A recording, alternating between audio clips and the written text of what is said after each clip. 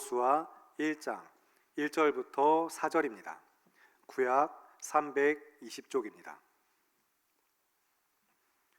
구약 320쪽 여호수아 1장 1절부터 4절의 말씀입니다.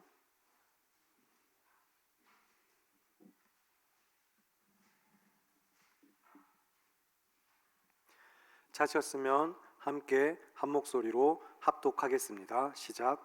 여호와의 종 모세가 죽은 후에 여호와께서 모세의 수종자 눈의 아들 여호수아에게 말씀하여 이르시되 내 종 모세가 죽었으니 이제 너는 이 모든 백성과 더불어 일어나 이 요단을 건너 내가 그들 곧 이스라엘 자손에게 주는 그 땅으로 가라.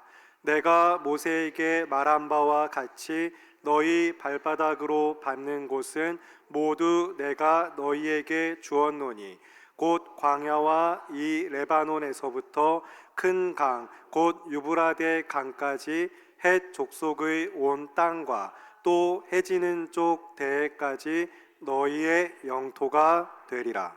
아멘. 수요일 성경교육 여호수아 연속설교의 첫 번째 시간, 여호와의 종 모세가 죽은 후에라는 설교의 제목으로 말씀의 은혜를 누리기 원합니다. 여호와의 종 모세가 죽은 후에 라는 이 문장은 오늘 설교의 제목일 뿐 아니라 오늘 본문의 첫 문장으로서 여호수아서라는 성경의 시작입니다. 그런데 우리가 보통 듣고 접하는 이야기의 시작과는 조금 다릅니다. 다르다라고 말할 정도가 아니라 사실 큰 충격을 줍니다. 이야기가 누군가의 죽음으로 시작하고 있습니다. 우리에게 익숙한 매체로 영화, 드라마 그런 것들로 생각하신다면 한번 볼까 하고 시작한 장면이 탕 하면서 누군가 총 맞아 죽는 이야기부터 시작할 때 이 상황 뭐지?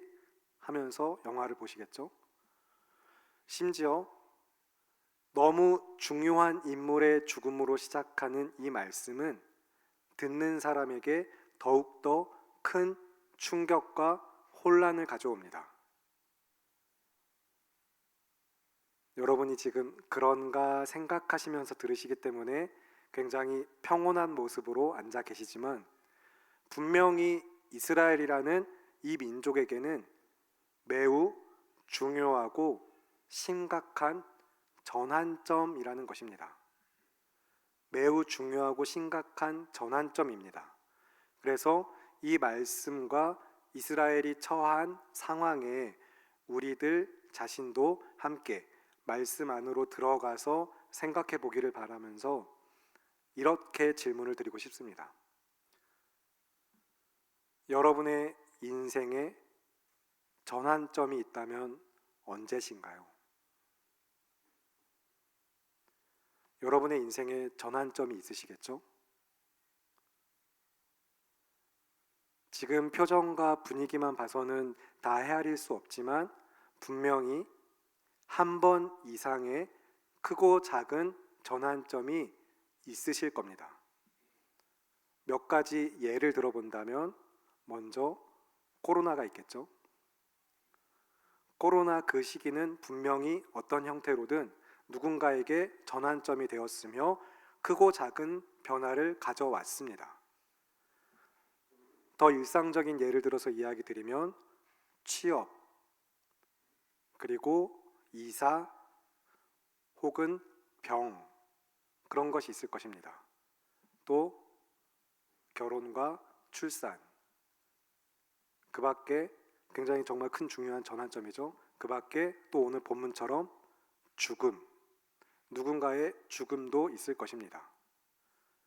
지금 이야기 드리는 이런 인생의 굵직한 사건들만 아니라 사실 아주 작고 사소한 일상에서도 인생은 분명히 전환점이 생기기 마련입니다. 그런 인생을 그래서 선을 그려서 표현을 한다면 그냥 이런 직선이 아니라 대부분 떠올리시는 형태로 이렇게 심박수를 나타내는 그래프처럼 굉장히 위아래로 요동치는 형태일 것입니다. 지금 이 자리에 계시는 여러분 중에 나는 전혀 그렇지 않다. 내 삶은 직선이다. 가파른 상승 곡선이다 하시는 분들은 없을 것입니다. 혹시 있으셔도 가만히 계셔야 합니다. 티 안 내시고 가만히 설교를 따라오시기 바라면서, 우리가 말씀으로 하나 되기를 바라면서 전환점이라고 표현했지만, 그렇게 요동치는 인생인 우리 모두가 오늘 이 한 가지 사실만큼은 말씀 가운데 선명해지고, 그래서 믿음으로 고백할 수 있기 원합니다. 하나님은 신실하십니다. 모든 인생의 주관자이시며 우리 삶의 주인 되시는 예수님께서 신실하신 하나님의 약속대로 우리 삶에 찾아오셔서 우리와 함께 하심을 믿습니다. 이 함께 하시는 은혜는 다음 주에 더 깊이 살펴볼 것이고요. 그래서 원만한 인생길, 쉬운 인생길은 아니지만 그 모든 길에 주님이 함께 하심을 고백하시며 여러분 계속해서 믿음으로 일어나시고 걸어가시기를 바랍니다. 신실하신 하나님을 의지하세요. 우리 주 하나님은 신실하신 하나님입니다. 사실 너무 잘 아는 내용이시죠? 하지만 그 내용을 알고 있는 것과 살아내는 것은 분명히 다릅니다. 오늘 우리는 말씀을 믿음으로 살아내기 위하여서 주의 말씀 앞에 모였습니다. 그러면 그 신실하신 하나님이 어떤 하나님이신가 더욱더 그 하나님을 온전히 알기 위하여 오늘 우리에게 주시는 여호와 하나님의 말씀, 본문 1절과 2절의 말씀을 함께 읽겠습니다. 시작. 여호와의 종 모세가 죽은 후에 여호와께서 모세의 수종자 눈의 아들 여호수아에게 말씀하여 이르시되, 내 종 모세가 죽었으니 이제 너는 이 모든 백성과 더불어 일어나 이 요단을 건너 내가 그들 곧 이스라엘 자손에게 주는 그 땅으로 가라. 아멘. 여호와의 종 모세가 죽었고 그 죽음 앞에 서 있는 한 사람이 있습니다. 모세의 수종자이며 눈의 아들인 여호수아에게 하나님께서 말씀하시기를, 내 종 모세가 죽었으니 이제 너는 모든 백성과 더불어 일어나 이 요단을 건너 내가 그들 곧 이스라엘 자손에게 주는 그 땅으로 가라 라고 말씀하셨습니다. 그런데 언뜻 보기에 지금 이 명령은 내 종 모세가 죽었으니 하고 그 다음에 이어지는 명령이라고 하기에는 어색함이 있습니다. 다른 사람도 아닌 모세의 죽음이거든요. 위대한 지도자의 죽음 앞에서 이스라엘이라는 이 민족이 느끼는 상실감, 막막함은 해결이 안 되는 것 같아 보입니다. 그리고 성경에서 여호와의 종 그렇게 불리는 사람은 정말로 드물게 몇 사람밖에 없습니다. 특히 오늘 이 말씀 그대로, 말씀의 표현 그대로 여호와의 종 딱 이렇게 부르시는 사람은 모세, 여호수아, 그리고 다윗, 이 세 사람이 전부입니다. 예외적으로 딱 한 번 이사야 42장 19절 말씀에서 깨닫지 못하는 이스라엘 백성을 책망하시면서 경멸에 가까운 표현으로 그들을 여호와의 종 그렇게 부르실 때를 제외하고는, 이 한 말씀을 제외하고는 구약에서 여호와의 종이라는 표현이 모두 18번 나오는데 그 중에 무려 14번이 모세에게 사용됩니다. 그것도 전부 이 여호수아서, 지금 이 성경에서만 아주 집중하여서 그렇게 여호와의 종으로 모세를 가리킵니다. 그렇다면 여러분, 이 여호수아의 시작이, 지금 이 말씀이 다르게 읽히셔야 합니다. 여호와의 종 모세가 죽은 후에라고 하는 이 시작이 다르게 느껴져야 하는 것입니다. 더 확연히 느끼실 수 있도록 오늘 본문 앞에 신명기 34장 9절부터 12절의 말씀을 보겠습니다. 본문 앞에 신명기 34장 9절부터 12절, 구약 318쪽입니다.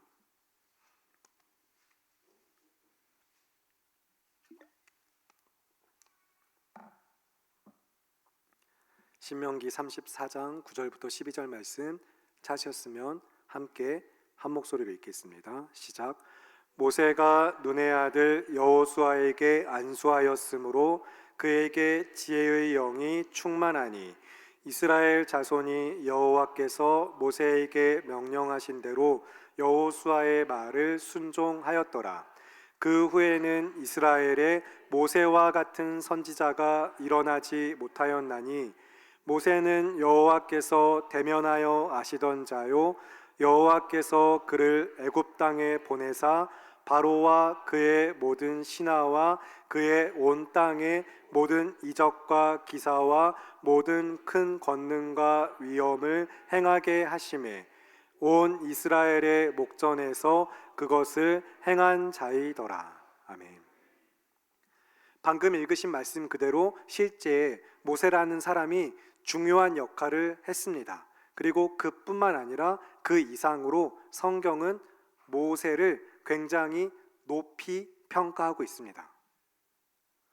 모세를 언급할 때면 그 당시 이스라엘 민족에게 모세가 어떤 존재였는지, 얼마나 위대한 지도자였는지 말씀을 듣고 읽는 사람들이 생각하도록 모세의 독보적인 위치를 아주 분명하게 드러내고 있는 것입니다.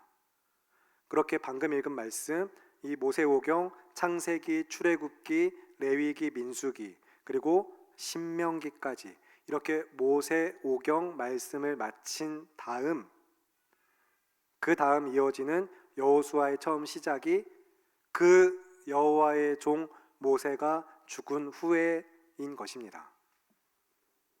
그리고 이어서 나오는 인물은 여호수아, 모세의 수종자입니다. 그러면 여호와의 종 그리고 모세의 수종자, 이 사이의 간극이 느껴지시나요? 여호와의 종 모세와 모세의 수종자, 이 간극이 크면 클수록 여호수아라는 이 한 개인이 느낄 부담감이 어떠한지 마음속에 그려집니다. 그러면서 동시에 성경은 여호수아라는 이 한 개인만 아니라 모세가 이끌던 이스라엘 민족 전체에게로 우리의 마음이 향하도록 하는 것입니다. 여호와의 종 모세가 죽은 후에 하면서 지금 이 돌아가는 형편을 보니 이스라엘이라는 이 민족, 이 나라는 이제 어떻게 될 것인가 질문을 하게 되는 것입니다.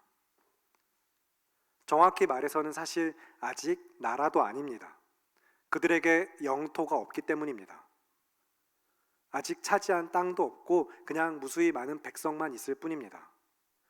그러니 우리가 짐작하는 것보다 훨씬 더 심각하고 어려운 시점에 그들이 해결해야만 하고 해결받기 원하는 질문이 그 삶에 던져지는 것입니다. 이제 우리는 어떻게 될 것인가? 이제 이 민족은 어떻게 될 것인가 하고 질문이 던져지는 것입니다. 마찬가지로 여러분의 인생의 갈림길, 크고 작은 전환점을 마주하고 서서 이제 내 인생은 어떻게 될 것인가? 큰 전환점이 다가오고 있고 그 전환점이 크면 클수록 이제 나는, 우리 가족은, 공동체는 어떻게 될 것인가 등등 여러 가지 비슷하거나 더 크고 중요한 여러 가지 다양한 형태의 인생의 질문들과 함께 우리는 그 무게를 가지고서 오늘도 주님 앞에 모여서 말씀을 들을 때 하나님의 말씀만이 그 답이 되기를 원합니다. 그러면 계속해서 이스라엘이라는 이 민족이 어떤 상황에 놓여 있는가, 그들이 느낄 감정이 무엇인지 마음속에 그리면서 따라오시기 바랍니다. 지금 현재 이스라엘의 상황을 오늘 설교에 맞춰서 표현을 하자면, 묘사를 해보자면 요단강 동편에 서 있는 상황입니다. 요단강 동편에 서 있는 상황, 그들이 건너야 할 요단강, 그 너머에, 저 너머에 있는 약속의 땅을 바라보면서 서 있는 모습으로 마음속에 여러분 한번 그려보시기 바랍니다. 이스라엘 백성, 이 믿음의 공동체가 요단강을 두고서 약속의 땅을 바라보면서 서 있는 것입니다. 그리고 그 위치는 이제 이번에 성경에서 좀 그들이 처한 상황과 감정이 어떠하다고 어떻게 이야기하는지 더 구체적으로 우리가 찾아보면서 말씀을 보실 텐데, 먼저 민수기 33장 38절에서 40절, 민수기 33장 38절에서 40절, 구약 254쪽을 보겠습니다. 구약 성경 254쪽 민수기 33장 38절에서 40절입니다.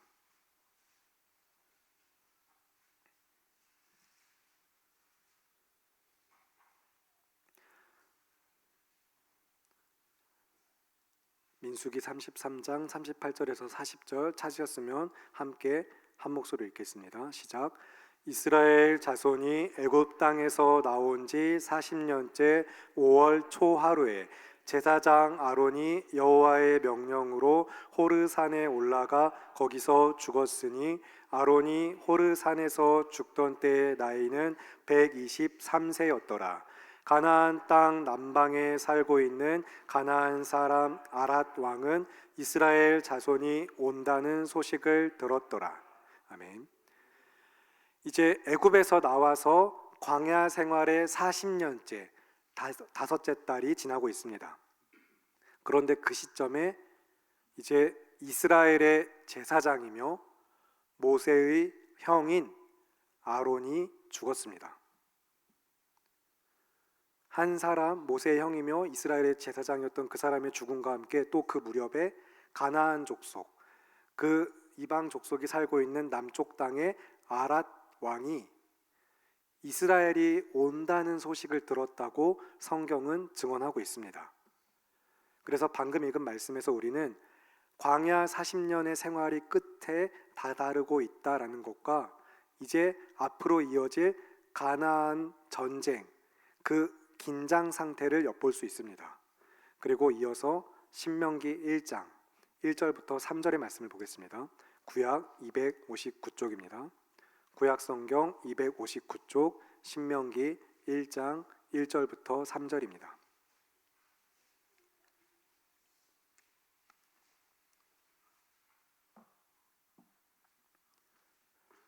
찾으셨으면 신명기 1장 1절부터 3절 함께 한 목소리로 읽겠습니다. 시작. 이는 모세가 요단 저쪽 숲 맞은편의 아라바 광야 곧 바란과 도벨과 라반과 하세롯과 디사합 사이에서 이스라엘 무리에게 선포한 말씀이니라. 호렙 산에서 세일 산을 지나 가데스 바네아까지 10하룻 길이었더라. 40째의 11째 달 그 달 첫째 날에 모세가 이스라엘 자손에게 여호와께서 그들을 위하여 자기에게 주신 명령을 다 알렸으니. 아멘.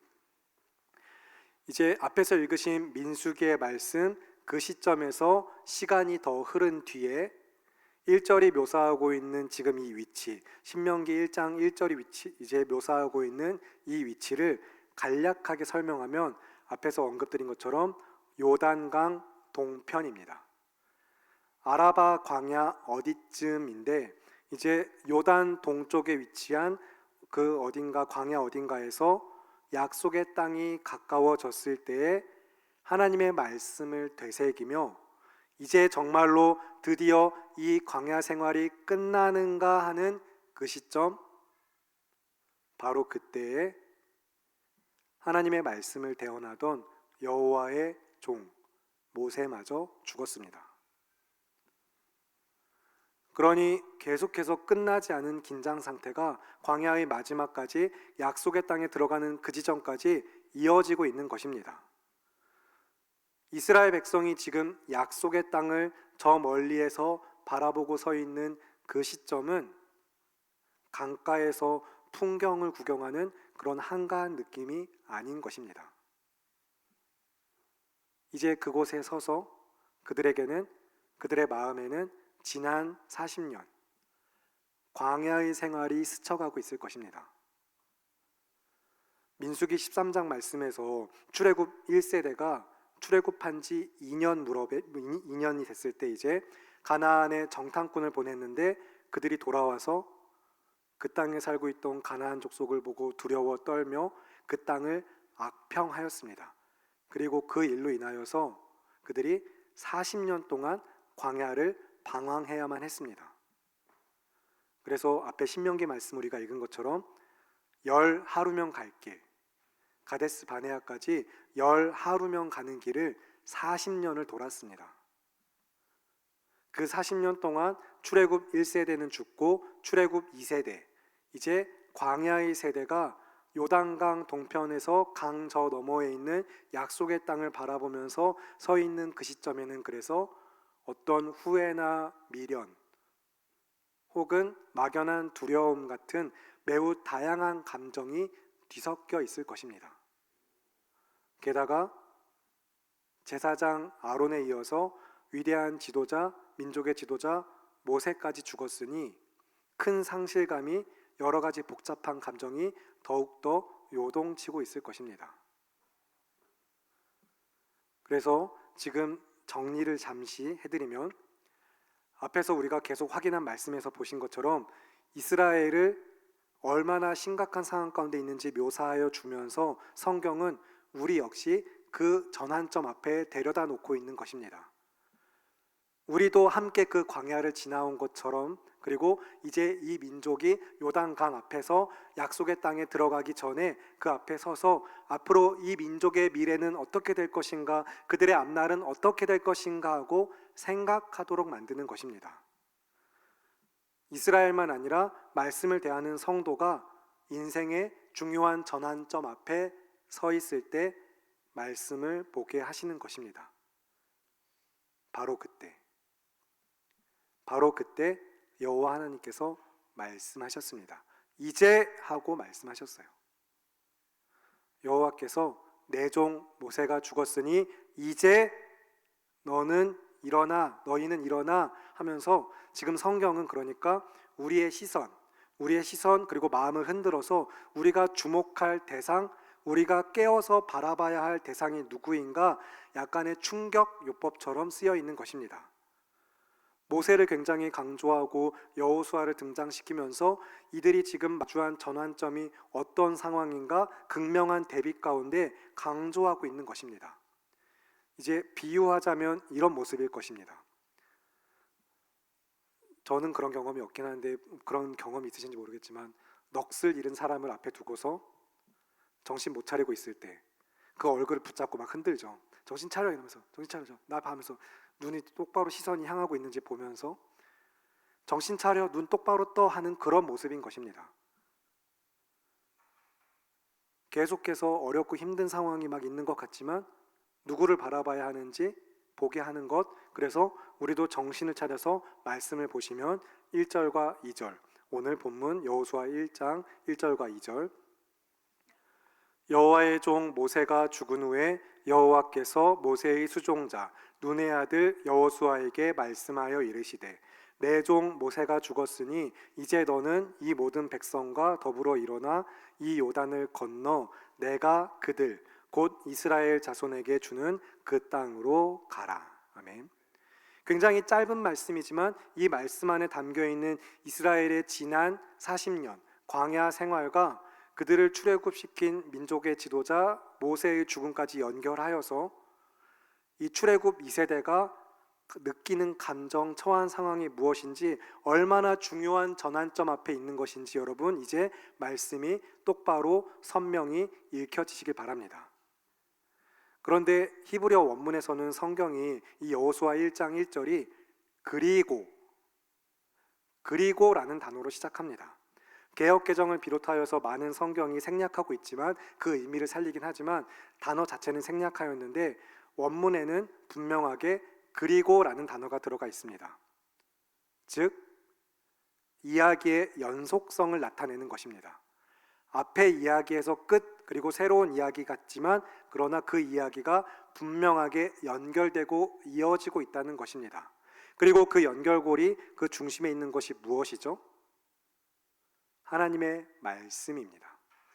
말씀하시는 여호와 하나님께서 그 중심에 계십니다. 여호와의 종 모세가 죽은 후에 여호와께서 말씀하셨습니다. 그 연결고리는 그래서 모세라는 지도자나 그 지도자의 죽음이나 그 지도자 이후에 그래서 새롭게 세워진 또 다른 지도자라든가 그런 것들 이전에 그들의 삶의 주체가 되시는 하나님이 계시고 그 하나님의 말씀이 있다는 것입니다. 이스라엘에게 말씀하시는 하나님이 계시며 우리에게 말씀하시는 하나님이 계십니다. 여호와의 종 모세가 죽은 후에 다 끝난 것 같지만 여전히 그 인생을 주관하시며 언약에 신실하신 하나님께서 찾아오셔서 말씀하시기를 이제 지금 너희는 일어나라. 일어나서 저 강을 건너라. 그리고 그 땅으로 들어가라입니다. 명령은 사실 아주 단순한 형태입니다. 일어나서 건너서 가라입니다. 그리고 이 단순한 하나님의 말씀이 단순하다라는 것은 복음이 선명하다는 것을 이야기합니다. 너무 깊고 넓고 큰 은혜이지만 우리를 붙드시는 그 은혜는 사실 복잡하지 않습니다. 선명합니다. 우리의 삶의 복음이 이 하나님의 말씀이 그래서 날마다 선명해지기를 바랍니다. 내 삶에 찾아와서 말씀하시는 신실하신 하나님이 어떤 분인가 여러분 기억하시면서 그 하나님을 믿으시고 하나님을 의지하셔야만 합니다. 그래서 그 하나님이 그러면 이제 뭐라고 말씀하셨는가? 오늘 본문 3절과 4절 여호수아 1장 3절과 4절의 말씀을 함께 한 목소리로 읽겠습니다. 시작. 내가 모세에게 말한 바와 같이 너희 발바닥으로 밟는 곳은 모두 내가 너희에게 주었노니 곧 광야와 이 레바논에서부터 큰 강 곧 유브라데 강까지 헷 족속의 온 땅과 또 해 지는 쪽 대해까지 너희의 영토가 되리라. 아멘. 언약에 신실하신 여호와 하나님께서는 3절에 너희 발바닥으로 밟는 곳은 모두 내가 너희에게 주었노니 라고 말씀하십니다. 그들이 아직 들어가기도 전에 앞으로 들어가서 밟아야 할 땅을 이미 주셨다고 선포하셨습니다. 이 은혜가 얼마나 크고 놀라운 은혜인지 오늘 우리에게 주시는 말씀을 계속해서 묵상하시면서 되새김질하시고 곱씹으시고 정말로 꼭꼭 씹어 삼키시기를 바랍니다. 들어서 알고 있는 말씀 그렇게 넘어가시면 안 됩니다. 내가 미처 맛보지 못했던 은혜가 얼마나 더 풍성하게 크고 깊게 우리의 삶에 주어져 나를 붙드시는가 정말로 말씀의 은혜를 오래 깊이 묵상하시기를 바랍니다. 그래서 앞에서 제가 조금 긴 시간 여러 차례 설명하여서 긴 시간을 할애하여서 1절과 2절 그들이 처한 위치, 상황을 살펴본 것은 이스라엘이라는 이 민족이 지금 그들 앞에 놓여있는 전환점, 그 중대한 문제를 해결하는 해결책이 어떤 특별한 방법이나 놀라운 전략, 특정한 사람에게 있지 않고 오직 하나님의 말씀에 있기 때문입니다. 1절과 2절 말씀에 이어지는 3절과 4절의 말씀, 그래서 그 말씀하신 하나님이 누구이신가, 무엇이라고 말씀하셨는가 우리는 보아야 하는 것입니다.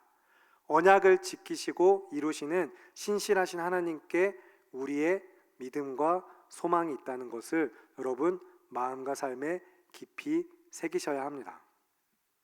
그 무엇도 우리를 흔들 수 없도록 우리의 마음을 고정하고 시선을 고정하여서 하나님과 그 말씀을 붙들며 믿음 위에 굳게 서야 하는 것입니다.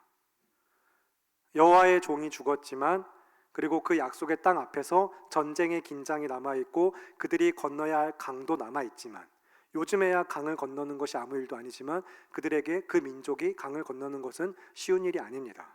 그런데 그때 여호와께서 말씀하시기를, 내 종 모세가 죽었으니 이제 비로소 바로 그때 지금 이제 너희는 일어나 그 강을 건너 그 땅으로 가라 하고 말씀을 주실 때, 이스라엘이라는 믿음의 공동체에게 말씀을 주셨다는 사실을 여러분 분명히 아시길 바랍니다. 여호수아 한 개인이 아니라 너희는 계속해서 복수의 형태로 쓰여 있습니다. 그래서 언약의 공동체가 붙들어야 하는 신앙의 본질, 그 삶의 중심은 여전히 변하지 않았다는 것입니다. 하나님이 함께 하시며 계속해서 말씀하고 계십니다. 우리가 인생에서 마주하게 될 수많은 전환점, 그 인생의 순간순간마다도 여러분 너무 절실한 바로 그때에도 그 삶에 말씀하고 계시는 신실하신 하나님을 믿으셔야 합니다. 그 은혜의 말씀을 이미 우리에게 주셨으니 더욱더 말씀을 가까이 하시고 붙드시기 바랍니다. 그 말씀이 그래서 우리를 인도하시는 바, 그 말씀의 인도하심은 우리가 순종하여 나아가게 하시는 그 길만이 우리가 사는 길, 영원히 살게 하시는 생명의 길인 줄을 또한 믿습니다. 그러니 여러분, 말씀이 인도하시는 대로 신실하신 우리 주 하나님께서 여러분의 삶을 이끄시는 대로 그 삶에 그려주시는 길을 따라 믿음으로 순종하여 나아가시기 바랍니다. 우리 삶의 주인이신 하나님께서 하나님께 우리가 그 삶을 내어 맡겨드린다라고 말할 때, 내 전부를 드린다라고 말할 때 우리의 순종을 통하여서 그 은혜가, 그 역사가 이루어집니다. 그런데 이 믿음의 순종은 결코 어려운, 무거운 짐, 그런 것이 아닙니다. 우리 삶에 주어진 이 그려주신 말씀을 따라서 우리가 누리는 은혜가 순종입니다. 오늘 본문 3절과 4절 읽으셨던 말씀에서처럼 언약을 그대로 이루신 하나님께서 그의 신실하심을 따라 이스라엘에게 그려준 영토, 지도와 같습니다.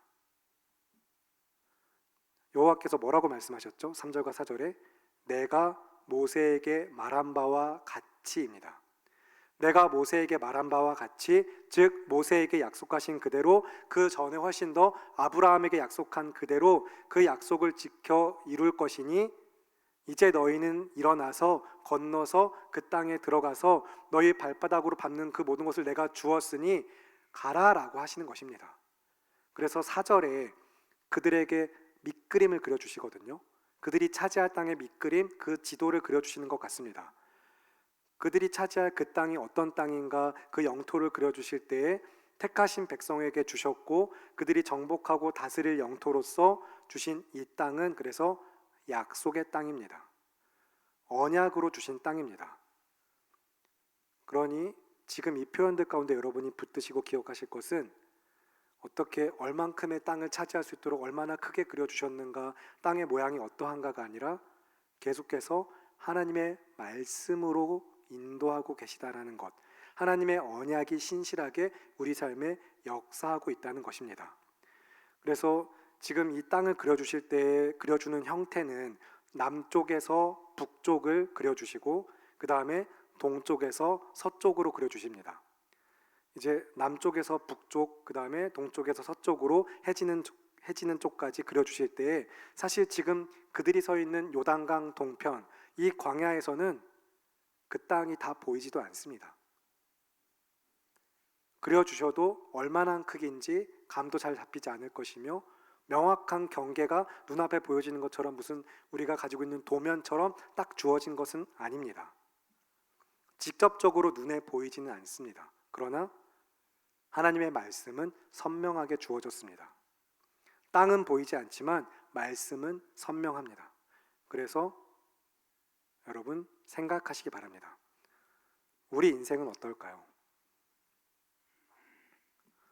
여러분은 여러분의 미래, 나의 인생이 너무 확실하고 선명하게 또렷이 그려지시나요? 불확실함, 어정쩡하고 확실하지 않고 그런 것들로 가득하시죠? 전혀 선명하지 않습니다. 우리는 당장 내일 일도 모르는 인생입니다. 그런데 그 인생에, 그 삶에 하나님이 말씀하고 계십니다. 우리에게 말씀을 주셨습니다.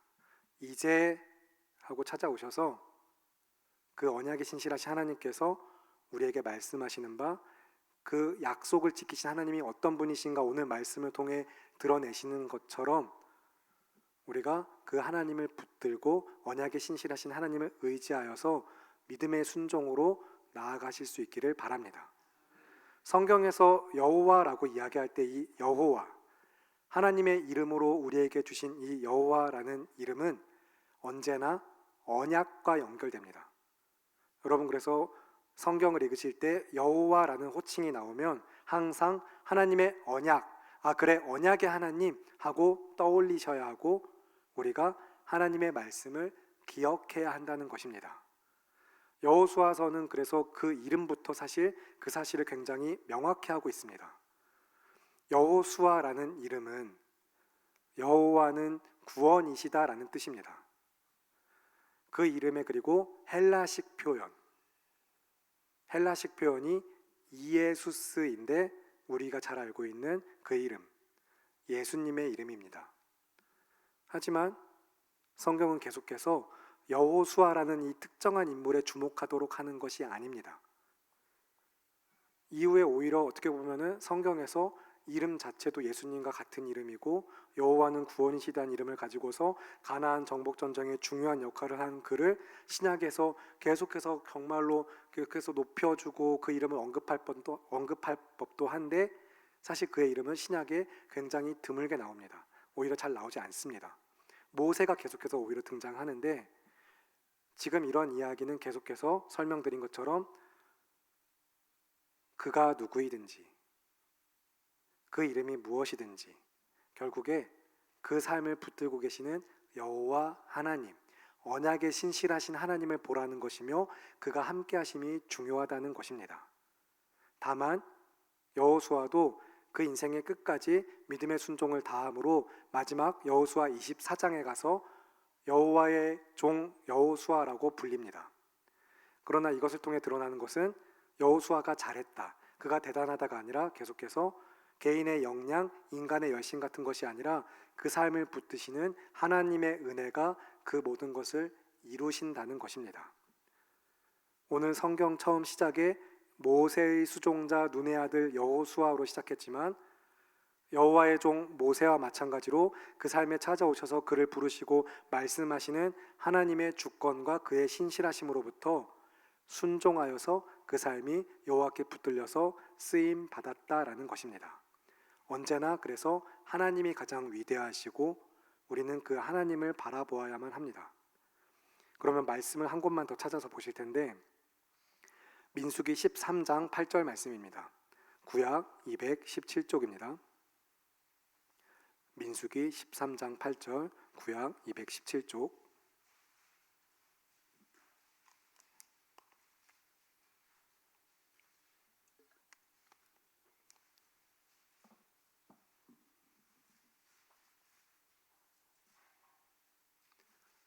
구약 217쪽 민수기 13장 8절 말씀 함께 한 목소리로 읽겠습니다. 시작. 에브라임 지파에서는 눈의 아들 호세아요. 아멘. 성경은 지금 그대로 민수기를 펼쳐두시기 바랍니다. 가나안에 정탐꾼을 보낼 당시입니다. 이 당시에 여호수아의 이름은 호세아였습니다. 그 이름은 구원이라는 뜻입니다. 그냥 구원이라는 이름을 뜻을 가진 호세아, 그에게 이어지는 16절 민수기 13장 16절 말씀 함께 읽겠습니다. 시작. 이는 모세가 땅을 정탐하러 보낸 자들의 이름이라. 모세가 눈의 아들 호세아를 여호수아라 불렀더라. 아멘. 구원이란 이름을 가진 호세아에게 여호와께서 구원이시다라는 호칭으로 여호와라는 단어를 붙여서 여호수아라고 부르면서 지금 성경은 우리에게 구원의 능력이 여호와 하나님께 있다는 것을 보여주고 있습니다. 모세가 특별하고 대단하다, 계속해서 그만한 선지자가 없었다, 또 그 이후에 새롭게 세워진 지도자 여호수아가 무슨 일을 행했는지 봐라, 이런 것이 아니라 계속해서 우리가 주목하고 붙들어야 하는 이제 신앙의 대상, 믿음의 대상인 여호와 하나님, 우리 믿음의 주체가 누구이신지 보도록 말씀이 기록되어 있는 것입니다. 그 하나님은 그리고 신실하신 하나님이십니다. 모세 오경이 끝난 다음에 여호수아라는 새로운 다른 성경을 펼쳤을 때, 그리고 여호와의 종 모세가 죽은 후에라고 하는 말씀이 여전히 그 삶의 역사시는 하나님을 보게 하시며 언약을 이루어 가심을 보게 하시고 그 하나님의 신실하심을 붙들게 하심으로 그 하나님이 우리 삶에도 어떻게 역사하시는가, 그 은혜를 붙들게 하는 여호수아 말씀, 계속해서 이제 한 장 한 장 한 절 한 절 말씀 안에서 살펴가시면서 우리 모두가 신실하신 하나님을 붙들고 그의 말씀에 순종하여서 그가 내 삶에 그려주시는 대로 말씀을 따라 믿음의 순종으로 나아가는 삶이 되기를 바라고 기도합니다. 이 시간 그 은혜를 찬양하면서 하나님 한 번도 나를 오신실하신 주 찬양하시겠습니다.